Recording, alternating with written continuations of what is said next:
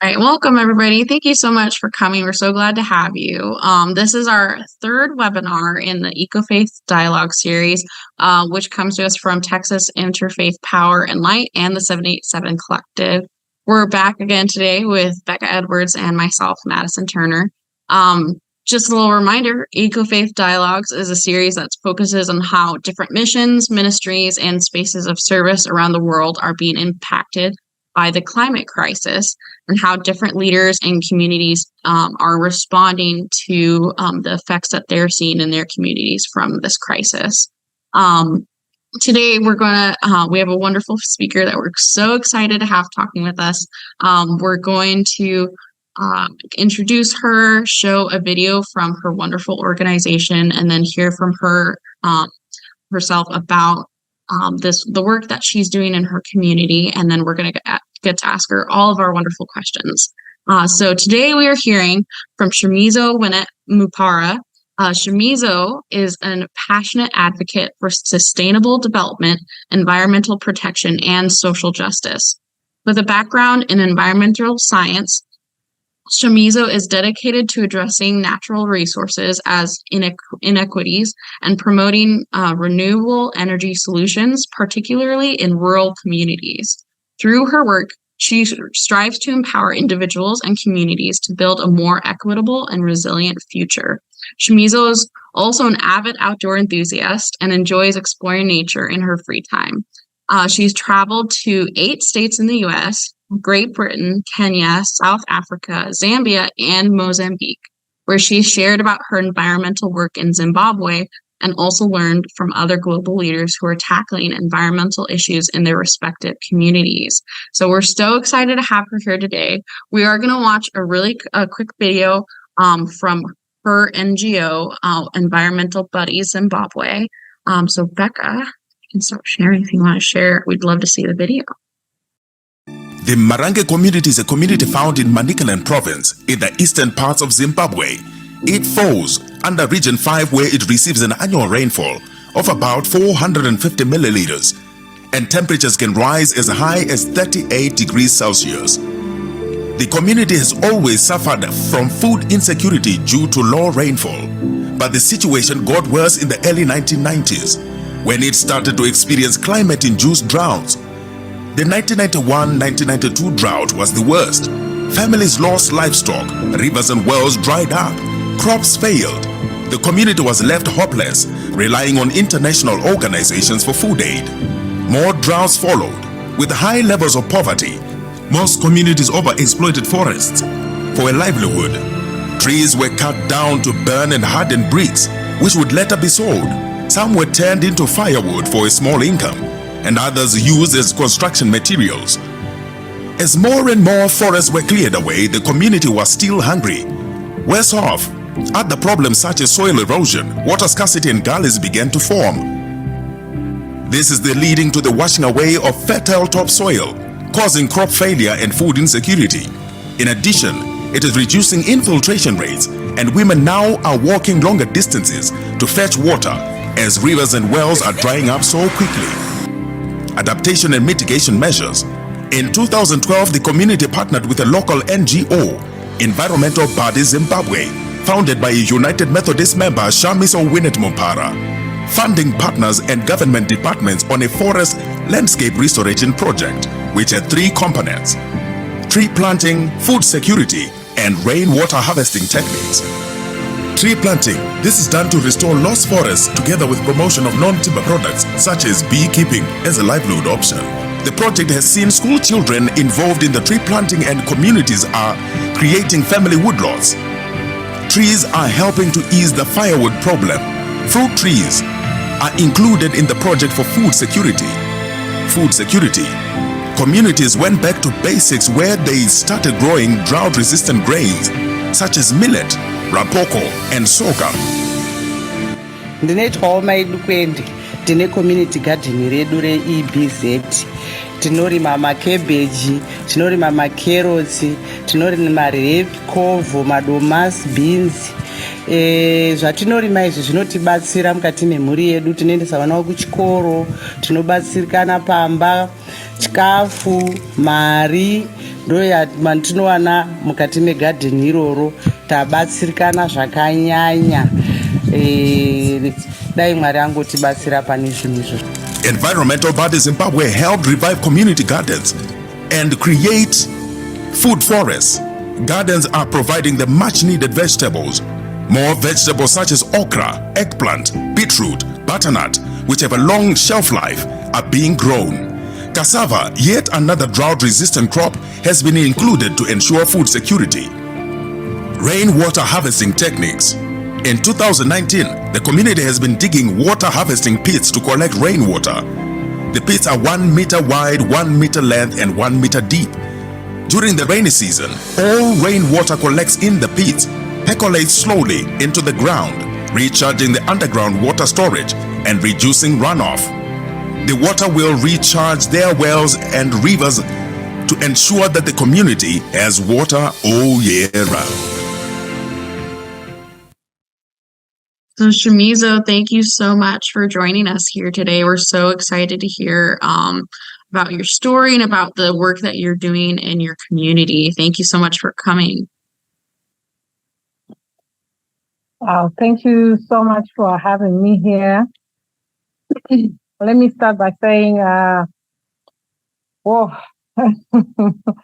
get all excited about the work that I do. I'm going to talk more about what we do in the work that we are doing in Zimbabwe, about Environmental Buddies Zimbabwe. So Environmental Buddies Zimbabwe is an NGO that we founded with two of my friends in 2017 due to a concern about the surging desertification and pollution linked to extractivism. And the extractivism in Zimbabwe is due to commercial agriculture, mining, sometimes infrastructure development, such as construction of roads or even construction of buildings. Also, deforestation that is related to firewood and other construction materials that are gotten from trees or from forests. So since 2020, since 2000, regional statistics show that Zimbabwe was losing over 3,000 hectares of forest each year, and the number has not really gone down at all. Rural communities are both victims and culprits of degradation, as they are usually involved in commercialization of natural resources. That including cutting down of trees for firewood and furniture, or selling wood to sculptors and charcoal makers.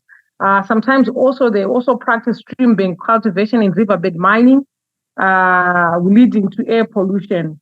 But as much as they are participating in all this, they are also victims of the impacts of land degradation. So as an organization, the biggest purpose is to fight the impact of land degradation and climate change in communities. And these are mostly rural communities in drought-prone areas, particularly in Zimbabwe. This is where Marange also falls in, other places, including Bikita, parts of Masvingo. The real problem is food insecurity, land degradation, and poverty that are being worsened by climate change. So please note, some of these areas already, they were dry areas receiving very little rainfall. And time again, they used to experience droughts.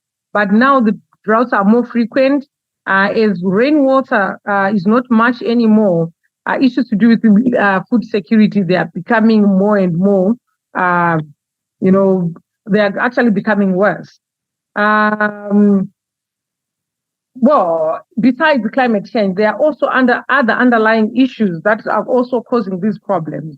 And these include inefficient agriculture systems or lack of limited availability of environmental protection programs and maybe climate change adaptation programs. You'd find that as a country, we have lots and lots of policies that are addressing land degradation, but only a few are being implemented. We have got the Environmental Management Act, we've got the Forestry Act, we even have the Bees Act.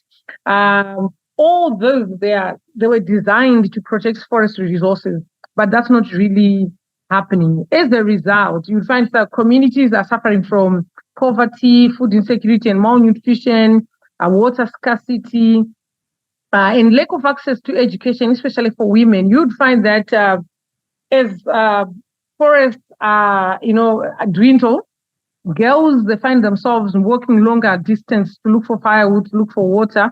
As a result, most of them, they end up dropping out of school. Then also issues to do with child labor. They are also actually on the rise, because sometimes children have to miss school, or they have to leave school to go and start working to fend for their families. So this is also becoming a problem. So what we would have thought it was an environmental problem, it also has become a human rights problem or a societal problem. Our areas of focus, just like we watched from the video, number one is reforestation. As an organization, we conduct community-based agroforestry, reforestation, and afforestation projects in rural areas. We offer a practical response to Zimbabwe's disappearing forests and rising pollution crisis, which is undermining the ability of rural communities to meet their own needs. We have an indigenous tree nursery in Marange with a carrying capacity of 20,000 seedlings. Since 2017, as an organization, we have been raising our own indigenous trees that are feeding into the reforestation project. What makes us unique is that the planting of indigenous trees. Most reforestation efforts that are happening in the country, they only focus on exotic trees for the obvious reason that they are fast growing. Sometimes they give out fruits so fast. But there's a problem when it comes to exotic trees. They bring in new diseases that normally we should not be having. And also they kind of replace our indigenous trees. For example, one good example is the eucalyptus. Some environmentalists have actually termed it a green desert, whereby you have lots of vast pieces of land with gum trees or eucalyptus, but they don't support much biodiversity, unlike indigenous trees. So as much as it's a patch of green or a patch of forest, but just a few people or a few animals, they benefit from it. So this is why we are really looking at replacing our own indigenous trees. So to date, since we started, we have planted over 50,000 trees, and 35 schools are involved in our reforestation project. Most of these trees are fruit trees that are important for food security, especially in drought-prone areas such as Marange. So we also realize that reforestation is a very expensive exercise. And we are also raising awareness on protecting existing forests. It's quite easy to protect our trees that are existing than planting new trees, because planting new trees comes with the cost of raising seedlings, tree protection, mulching, and also watering, irrigation. Because already these areas are very dry, you might find that once we do tree planting, we might need to water or to irrigate a tree for the first 2 years. So we are raising awareness on the need to protect our existing trees. So our area of focus number 2 is climate change. As an organization, we've been raising awareness about climate adaptation in Marange since 2020. Marange, like I said, is found in Agriculture Region 4, receiving annual rainfall of about 650 millimeters each year, and is very prone to droughts all the time. So misplaced policies and presidential agriculture inputs have seen communities continually grow maize, which is a water thirst or higher use of synthetic fertilizer and pesticides. Whereas these communities should be planting drought-resistant crops such as small grains, your sorghum, your millet. So year in and year out, the maize don't do very well, leaving the community to be reliant on food aid from social services and World Food Programs and other international organizations. As you know, this year already, Southern Africa is experiencing the El Nino effect, and it's not looking good already in terms of food security. Most people who grew maize, and they're not going to harvest much. Most of the maize did not even do well. So we are looking at yet another issue of famine and food security just this year. And if this continues, the misplaced agriculture policies and poor agricultural practices, you would find that these communities will still experience hunger. So as an organization, we are promoting rainwater harvesting techniques. We are also promoting non-timber projects such as beekeeping, poultry, vegetable gardens. In 2020, 100 community members in Ward 24, which is one of the villages that we work in, they were trained in beekeeping, and they were also supplied with bee hives that they've used to start beekeeping business.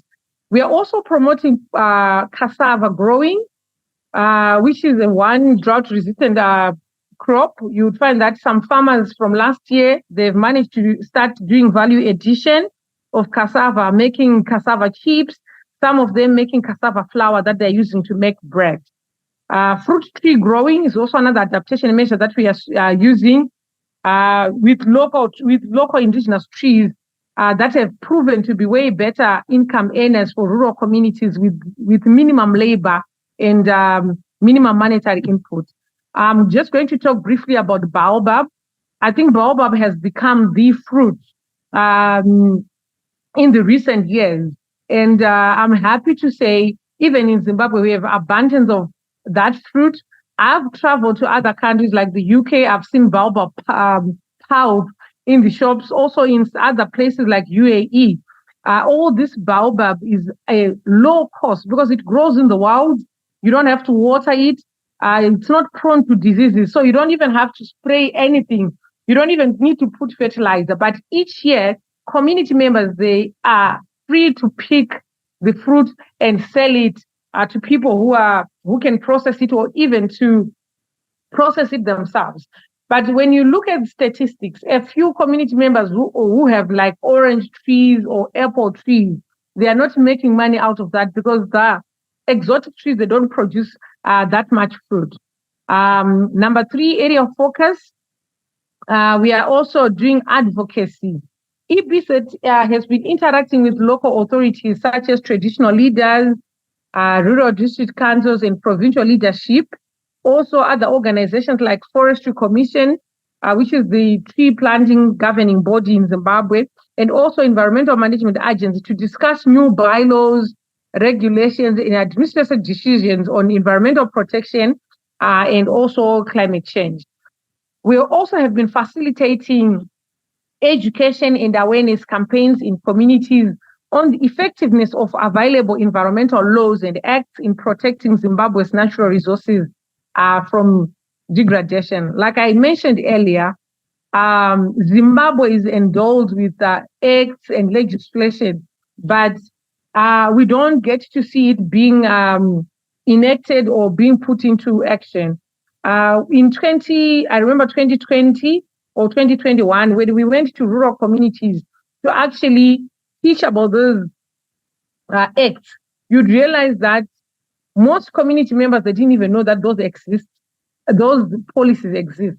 For example, the Traditional Leaders Act, the Environmental Management Act, the Forestry Act, and the Criminal Law Codification Act, and the Bees Act, all these have not been taken to communities, but they are sitting in big offices in capital cities. And as a country, we will be even saying we have the best acts, we have the best, policies. Yet communities, they don't even know about them. And also communities have not even contributed to their formulation. So these are policies that are being formed in big offices in cities without community input. I think going forward, these are our areas of focus. I think going forward, we are looking to expanding our projects to all other places in Zimbabwe. For now, we are working in 4 provinces, but we wish to expand our project to other provinces. If possible, we can do this to be a regional project where we also expand to other countries in the region. Thank you. Yes, thank you so much. So it sounds like you've ended up doing a lot of advocacy work along with, this work of reforestation in your community. So I'm curious, what kind of work do you find yourself doing day to day in this area? And then also, if anybody in the audience has questions, now is the time for us to ask Shamiso anything that that we're thinking about in listening to her presentation. So Shamiso, what do you find yourself doing day to day in this kind of advocacy and ministry work? Okay, so for starters, because one of the biggest projects is tree planting, most of my days are spent trying to figure out how to run the nursery. So on a very good day, my day starts at 7 o'clock in the morning. It starts with nursery work, which is planting seeds.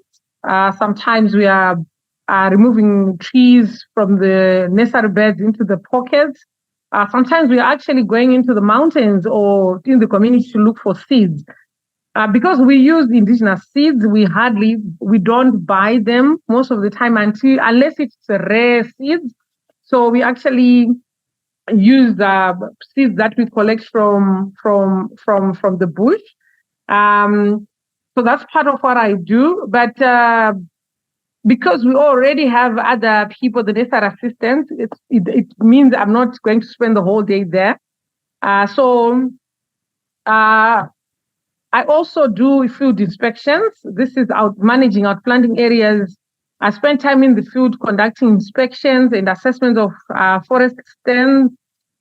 This includes evaluating tree health, growth rates, and overall forest condition, checking for diseases, if there's any need for watering or any removing invasive species. This is something that I also do. Then coordination of reforestation efforts, including planting new trees, managing natural regeneration, and implementing restoration projects. Unfortunately, this year, because of the effects of the El Nino, we have the minimum rainfall. So we have not done a lot of tree planting because we don't want to plant trees that we might not even be able to manage. So we are planting the minimum. Just take note, our planting season starts in November of each year, up to the next year, which is March.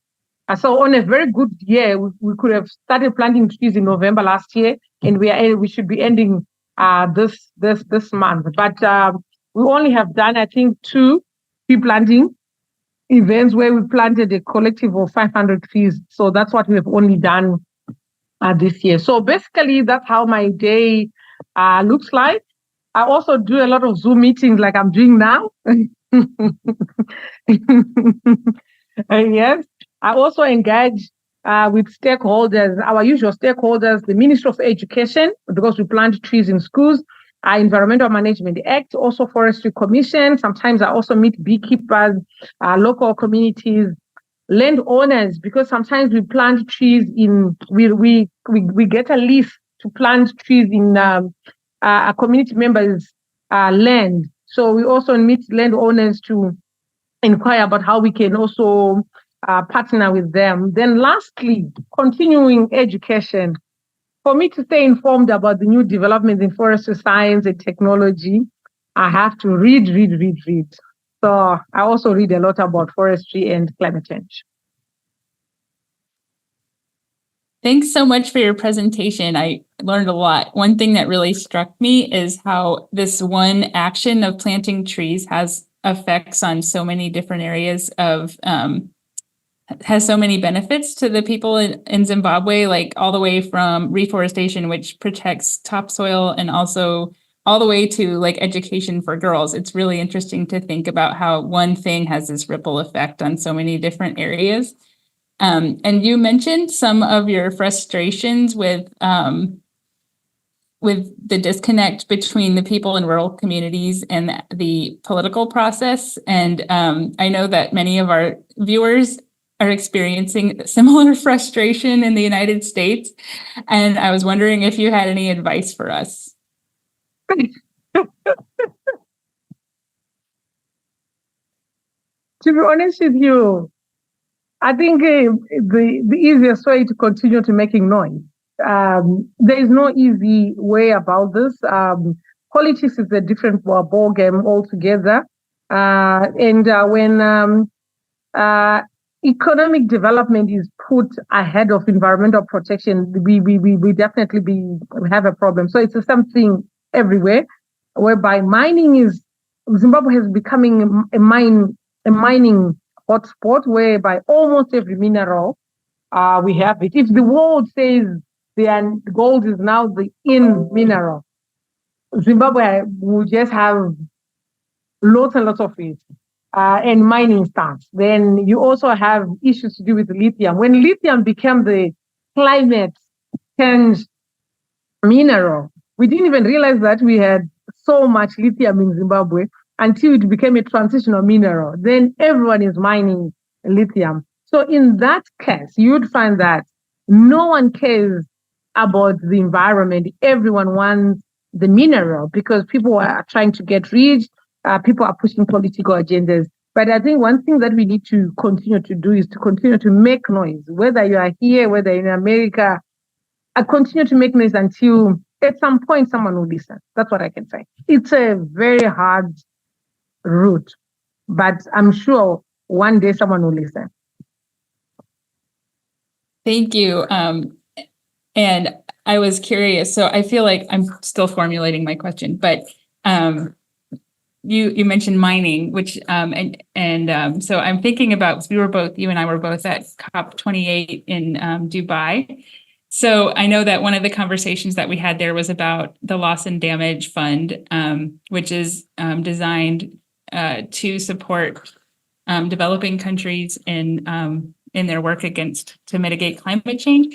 But you also mentioned that one of the minerals that is mined in Zimbabwe is important to the energy transition. So how do we tease those two apart, and how do we approach the need for those minerals in a just way that is also supportive of the quality of life and these tree planting initiatives and all these other different goals that are so important at the same time? Wow, transitional minerals. Well, I wish the transitional mineral was financing climate work. Unfortunately, most of the money is not even going to climate change. Number one, you'd find that most people who are involved in lithium mining, we are, as much as we're mining more lithium, we are also not cutting down on coal.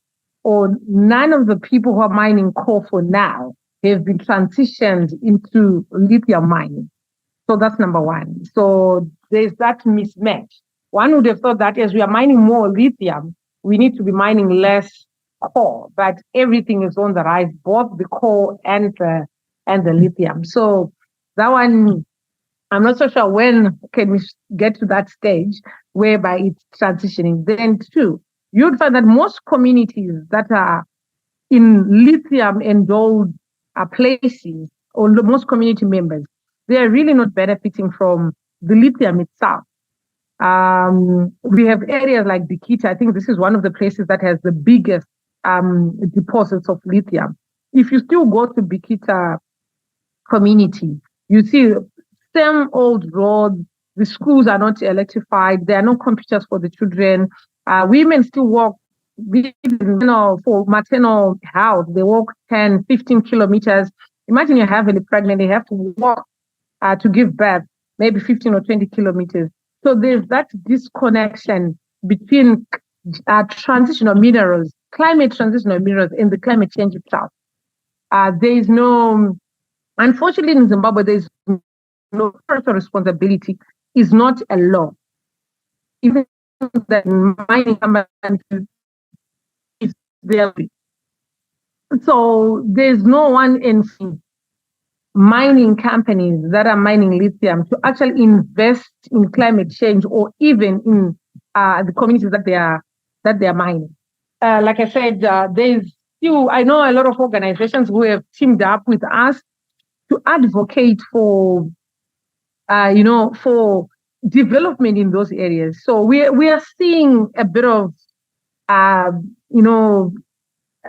it's a process. It's a bit of progress, but not something that we are expecting. I think the worst thing that is happening now in Zimbabwe is lithium is not being processed in Zimbabwe. As much as we are mining it, it's leaving Zimbabwe as an ore, goes to China, goes to other countries. When it comes back, it's lithium batteries that are super expensive that a standard Zimbabwe can't even afford to buy. And all that chain where value addition is being done in another country, why not set up those value addition companies in Zimbabwe so that Zimbabweans can benefit from job creation and all that comes with value addition? So as long as we are still sending ore to other countries, there is still the discourse between transitional minerals and the climate change itself. So I'm curious, how did you end up getting into this ministry and kind of this area of study? Because you have 2 degrees in this, and it's so wonderful. And I'm just curious, like, how did you end up here with us talking about these issues? 40 years ago, when I was growing up in Manzu village, which is my village in Marange, we had vast forests. We had perennial rivers. I remember growing up as a child, we used to play in the forest. We used to go to the rivers to swim.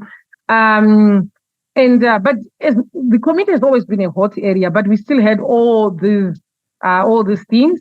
And our rain was sufficient enough for the crops, the small grains that we are used to grow, and even for our livestock to graze. But as years went by, the community began to be hit by persistent climate-induced droughts. I remember very well the 1991-1992 drought. I was very young, but I remember that there was this airy, sad aura in the community because of the droughts. People lost their livestock. And if you know, livestock in a village is the bank account. So some could have maybe 100 cows and they will lose like 90% of them.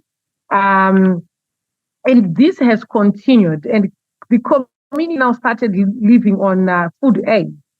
And nothing has really changed. And about 10 years ago, I realized that the village has changed with a lot of environmental degradation, and no one really was doing restoration work, which was a bit worrying because you'd have thought that for a community that is experiencing climate-induced droughts and degradation, they can take time to take steps to mitigate them. And so this is when I realized that our forests were disappearing, and I needed to do something about it. I was witnessing girls walking longer distances to look for firewood, to look for water. And some of them, they would even drop out of school. Like I've always said, they would wake up at 4 a.m., go to look for water, to go to look for firewood. And by 7 o'clock, she's sitting in a classroom where she's trying to concentrate. When she leaves school at 2 p.m., he also goes back to the same routine, looking for water, looking for firewood. So there's no time to read, there's no time to study, there's not even time to play. So for me, I thought if I bring back forests to the community, maybe women can have more time on their hands to do other economic activities. And this has been my life since 2012.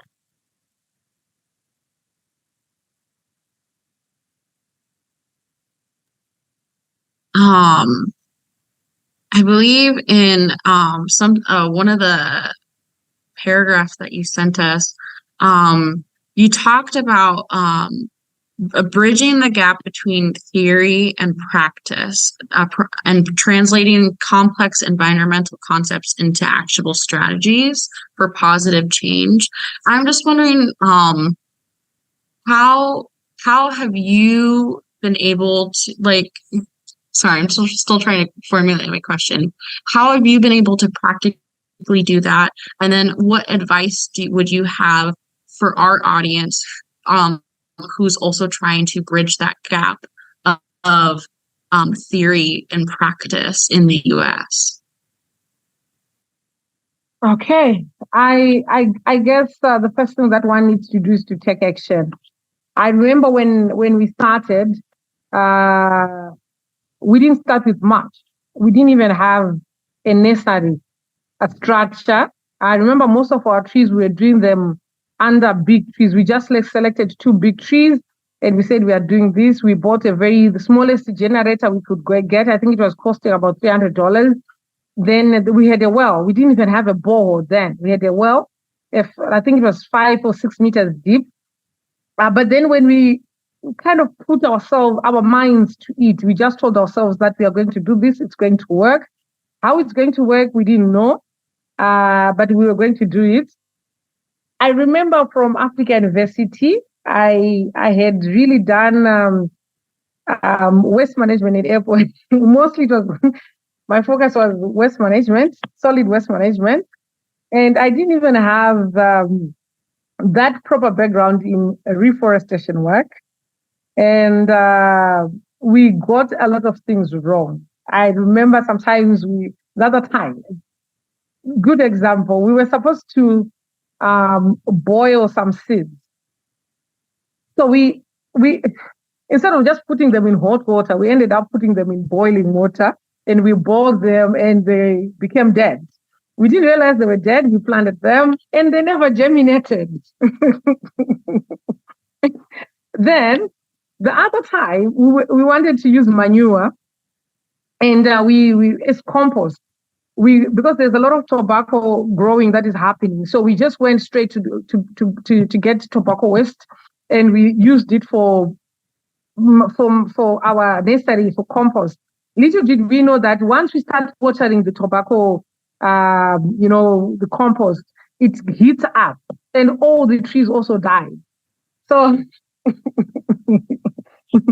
so this is like, it's learning as you go. But I think the biggest advice is just do it. Wake up every morning, excited to do it. Tell yourself that you are capable of making a difference, even if it's the smallest difference. Just do it. It will create a ripple circle. Gather like minds and just do it. And we were using our personal financing. Remember, we started around 2012 and we got our first grant in 2018. Which is almost 6 years later. But we had not stopped to work for the past 6 years. It's what resources we have. We were doing that when we even have a car. And I think I think the Wi-Fi cut off at the end there. Could you say that last bit again for us? Oh, no, I said the most important thing is just do it. Just wake up every day, determined to make a difference, eventually to make a ripple circle, gather like minds, create a group, just tell each other every day, we are going to plant a tree, we are going to plant the next tree, we are going to talk to the next person, and just keep pushing. Can I pop another question real fast? So, Shamiso, thank you so much. This has been awesome. I'm curious, you mentioned Africa University, which is a lovely United Methodist institution, but I wonder what other role the church is playing in the midst of, or communities of faith even, doesn't have to be just to the church, communities of faith are playing specifically in your work, but also just on the broader scale of environmental justice there in Zimbabwe. Okay. Yeah, so just to mention a bit that I'm a grassroots organizer for the United Methodist Church under climate justice, one of our social principles. So for the longest time, I think church has been, they use the responsive approach whereby they wait for a disaster to occur, then they chip in. For example, you would wait for a drought to happen, then the church would collect funds or food parcels to give out to people. You wait for Cyclone Idai to happen, people are washed away. Roads are also washed away. People are dying. Then that's when we can start running around to build schools, to build houses, or to supply blankets. So this has been the church all this time. So the church has been working. It has been working very well in that front.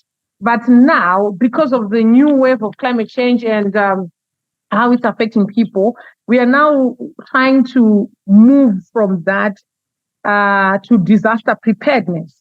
Instead of disaster responsiveness, we are now doing disaster preparedness, whereby as a church, we have started even planting trees, we have started environmental education in churches, so that we prepare our communities about climate change, so that when a drought comes in these circumstances, church has already taught communities how to grow drought-resistant crops, how to harvest rain. I think in February, we were doing a climate justice workshop, a just transition workshop in Merewa under the United Women in Faith. And this is now how the church is working. When we get grants, instead of just waiting to respond after a disaster, we want to actually be ready before a disaster occurs. So in Merewa, we were teaching women about total stoves or rocket stoves, which are like energy efficient stoves, so that we reduce the cutting down of trees. We also did a fruit tree planting at a school, at a United Methodist Mission school in Murewa, where we planted 100 fruit trees to ensure that if there is any famine or a crop failure, the community can always rely on the fruits.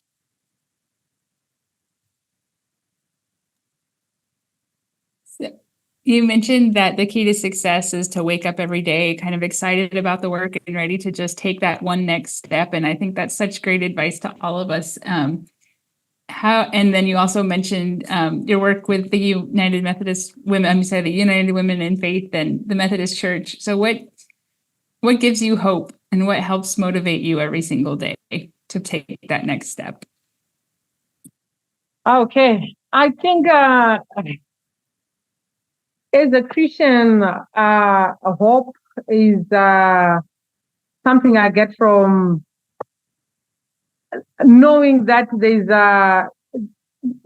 greater good that we are doing, not just because you are a Christian, you are helping Christians, but you're also helping everyone. The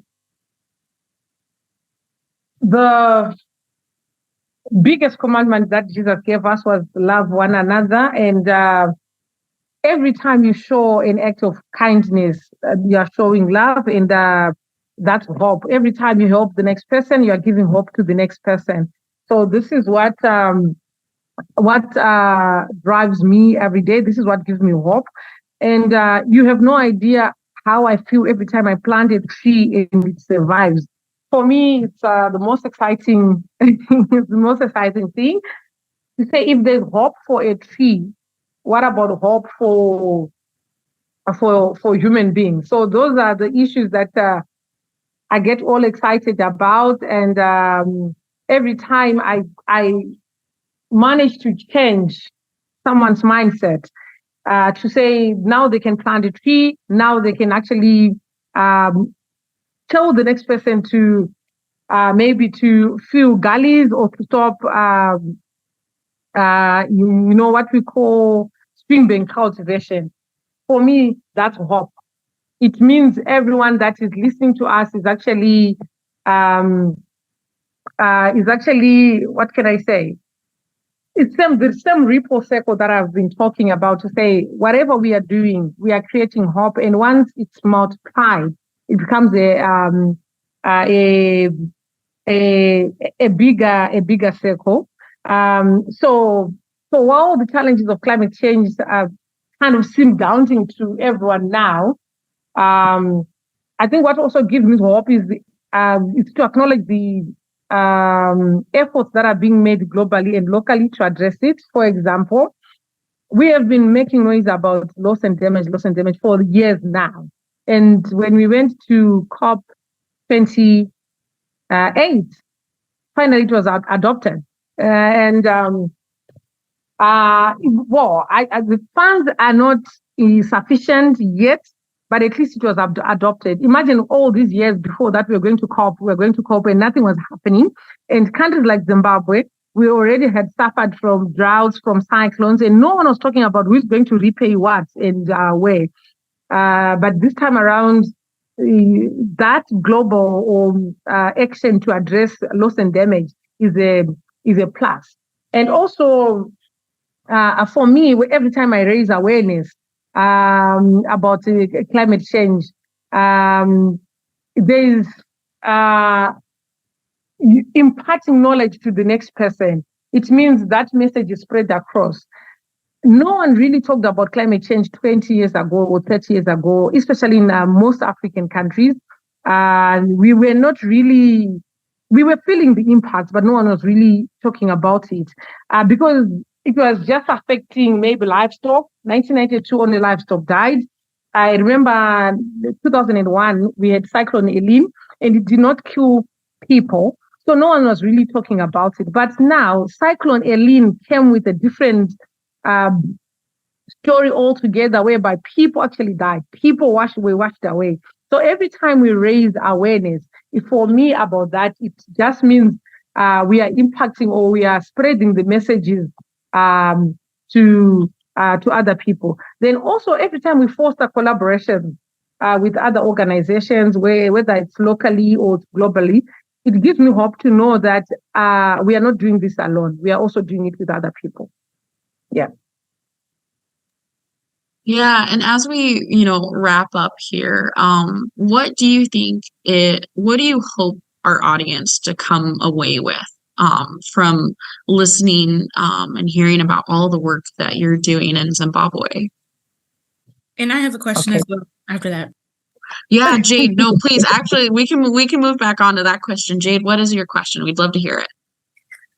Yeah, so Phil and I, we work with young adults, and Phil especially has worked with a lot of college students. And in the US, it's a thing that, you go on mission trips and you do work in other countries. But obviously there's an ethical way to go about doing that. So what advice would you give to young adults who hear the story, hear your story, hear the story of what Zimbabwe is going through and want to help? How can they do it in an ethical way?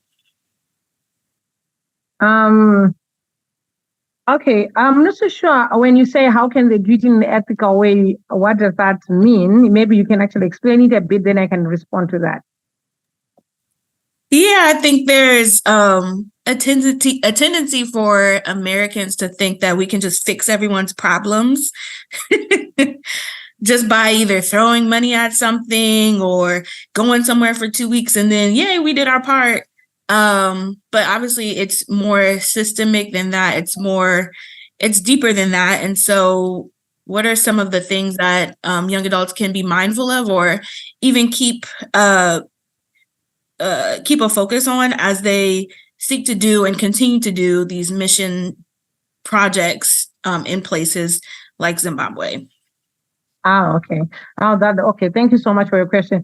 I think you're right to say we do have issues to do with donors or financial partners coming in to dictate what they think can fix issues in a country.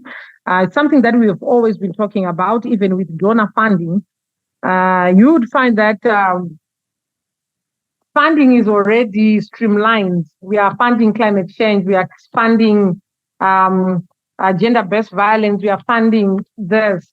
But what if all these issues are pertinent to the community? Yet that's exactly what a donor wants to fund. So I think to answer that, I think we need to have a sit down with communities first. In a normal setup, it's called the baseline survey. We call it a listening survey. What exactly do communities want? It's easier to partner with an organization, a grassroots organization such as EBZ, already that is doing work there, because it's not like we just wake up and say, this community needs trees. We would sit down with communities first. What do we need? For example, I can tell you that when we really started by just planting trees only, until the community just told us, you know what, all these trees are a good project, but we need to eat today. What do? This is when we introduced poultry, we introduced beekeeping, we introduced community gardens. Whilst we are waiting for a baobab to produce fruit in 30 years, what are we doing today to bridge that? So I think really to do it in an ethical way, let's have a listening survey. Let's find out from people what that is that they want, and we help them in that way. Dictate. So even when volunteers. I know United Methodists do a lot of missionary work. Even when volunteers come into the country, or even students, I've noticed that some students from abroad, they actually come to so many African countries to volunteer, and it's like a tick. We are ticking the box. Yes, it gives them credentials to say, oh, yeah, she has volunteered in Africa. She has done some work in Zimbabwe. But when they came to Zimbabwe to do whatever they are doing, did they impact change? Was it even a positive change? Did they meet the needs of the community? Did they learn anything from the community? And did the community learn anything from them? Yeah. Beautiful. It sounds like a lot of interconnecting answers, which is not always easy.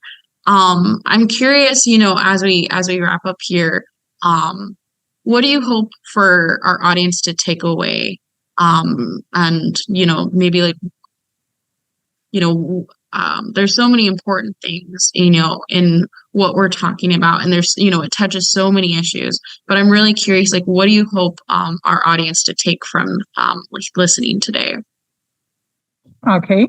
I think for today, my call of action is, there's need to support climate action programs across the globe. I know almost every country is experiencing their own fair share of climate change. It's not just Zimbabwe, it's not Africa, but everyone is experiencing it. But for those who want to help, you can start taking action by volunteering in communities that are vulnerable to climate change. You can also support climate change programs financially. Like most of these programs, they need money, and they need to be supported financially. Like you have noticed, maybe Becca, you talks from COP28, climate loans versus climate grants. So two things that we need to remember when the finance is also coming. If it comes as a loan, is it not just burdening the climate change issue again? And also when it comes as grants, is it meeting the needs of the communities where it's needed the most? Some grants, they end up doing administration work in big offices and never get to communities. So it needs to be really something that we need to be careful about. So even after supporting the programs financially, you need also to continue raising awareness of climate change in your community and also on social media platforms. When we were younger, there was no social media. Cell phones started coming in quite recently, maybe 20 years ago. We didn't have Facebook. So some of the issues that were happening, they were never really getting across. But now we can use the same platforms to talk about a problem in Africa or in a solution that has been employed in Zimbabwe that has worked, and we can start populating it on our social media pages so that everyone can get to know about it. Yeah. Perfect. Shamiso, thank you so much for coming on and for talking with us today. I'm sharing a screen right now of in the information for how if anybody in our audience wants to get in contact with Shamiso, here is all the information she's given us on how to get in contact with her. Shamiso, thank you so much for coming and sharing such an important message with us today. Thank you for having me. Mm-hmm. All right. And thank you all for joining in person and online. And we hope you have a wonderful day and go make some change, as she said. Thank you. Right. Mm-hmm.